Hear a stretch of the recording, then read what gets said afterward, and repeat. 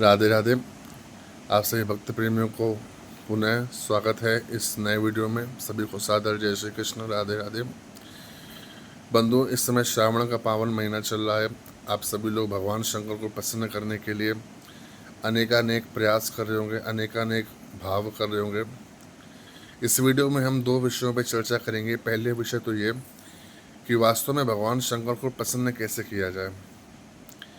कई लोग शिव जी पे अभिषेक करते हैं, जप करते हैं, भगवान को मनाने के लिए यात्राएं करते हैं, अमरनाथ जाते हैं, महाकालेश्वर जाते हैं, या घर के आसपास जो भी उनके तीर्थालय हैं, सेवालय हैं, देवालय हैं, वहाँ जाते हैं। परंतु अगर आप अपने जीवन के कष्ट मिटाना चाहते हैं तो आप ओम नमः शिवाय का जप करिए, भगवान शंकर पे दूध चढ़ाइए, जल चढ़ाइए, आपके जीवन के संकट मिट जाएंगे। ये सत्य बात है। परंतु अगर आप वास्तव में भगवान शंकर को प्रसन्न करना चाहते हैं, आप चाहते हैं कि भगवान शंकर प्रसन्न हो जाएं, संकट मिटाना प्राथमिकता नहीं है, संकट या कष्ट मिटाना नहीं, आप चाहते शिव जी आपके ऊपर प्रसन्न हो जाएं, तो आप भगवान शंकर को ओम नमः शिवाय की जगह राम नाम सुनाइए। उन्हें शिव चालीसा की जगह, शिव महापुराण की जगह आप जितना अधिक राम कथा सुनाएंगे उतना ही ज़्यादा भगवान शंकर प्रसन्न होंगे, और प्रसन्न होकर के आपके ऊपर अतिशय प्रसन्नता व्यक्त करेंगे। ऐसा नहीं मैं ओम नमः शिवाय जपने के लिए या करने के लिए मना कर रहा हूँ, वो करिए, उससे भगवान शंकर आपके जीवन में सुख प्रदान करेंगे, हर प्रकार के लाभ मिलेगी, समृद्धि आएगी। पर अगर शिव जी को वास्तव में प्रसन्न ही करना है कि हमें भगवान शंकर प्रसन्न हो जाए, तो उसके लिए उन्हें आप राम नाम सुनाइए, राम कथा सुनाइए, भगवान शंकर अतिशीघ्र प्रसन्न हो जाएंगे। और दूसरा एक विषय कि अभी जो एकादशी आ रही है वो सोमवार के ठीक अगले दिन आ रही है। तो कई लोगों के मन में ये संदेह है कि हम सोमवार का व्रत करते हैं और एकादशी का व्रत भी करते हैं, तो ये दोनों कैसे संभव होगा, क्योंकि दो व्रत कभी भी एक साथ नहीं रह जाते हैं। आप आज जिस व्रत को रह रहे हैं, अगले दिन उसका पारायण होना बहुत ज़रूरी है। अगर सही समय पर, सही तिथि पर वो पारायण नहीं हुआ तो उस विषय का, उस व्रत का कोई लाभ नहीं है। इसीलिए आप जब कभी भी एकादशी वगैरह व्रत देखेंगे तो उसमें पारायण का भी समय लिखा होता है कि इस समय के अंतर अंतर पारायण उसका हो जाए, वो व्रत टूट जाए।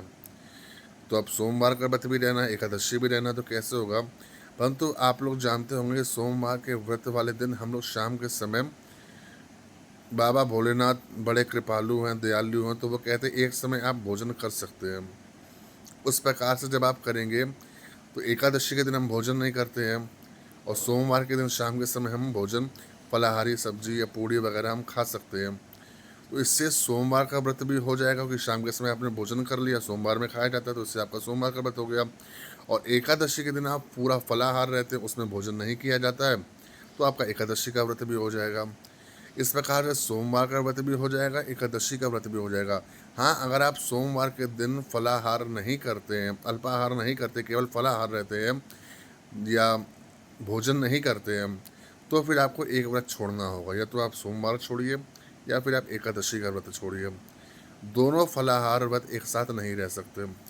आप या तो सोमवार की शाम को भोजन करिए, तब आप एकादशी का व्रत रहिए। और अगर आप सोमवार को भी पूरा फलाहार करते हैं, एकादशी का भी पूरा फलाहार करते हैं, तो इससे आपको दोनों व्रतों का कोई लाभ नहीं मिलेगा। एक व्रत करिए जिससे कि आपको दोनों व्रतों का लाभ मिल सके। सोमवार का करिए तो शाम को भोजन करिए, और एकादशी का करिए तो पूरा फलाहार रह करके या निराहार या जैसे भी आप रहते हैं वैसे आप रह सकते हैं। इसलिए दोनों व्रतों को कैसे रहना है वो भी मैंने बता दिया। अगर आप एक रहना चाहें तो वो भी मैंने आपको बता दिया। सभी को श्रावण मास की हार्दिक शुभकामनाएं। अंतिम सोमवार है, आप सभी लोग व्रत रहें। पुत्रदा एकादशी का व्रत है, आप सभी लोग एकादशी का व्रत रहें। सभी को सादर जय श्री राम, जय जय श्री राधे।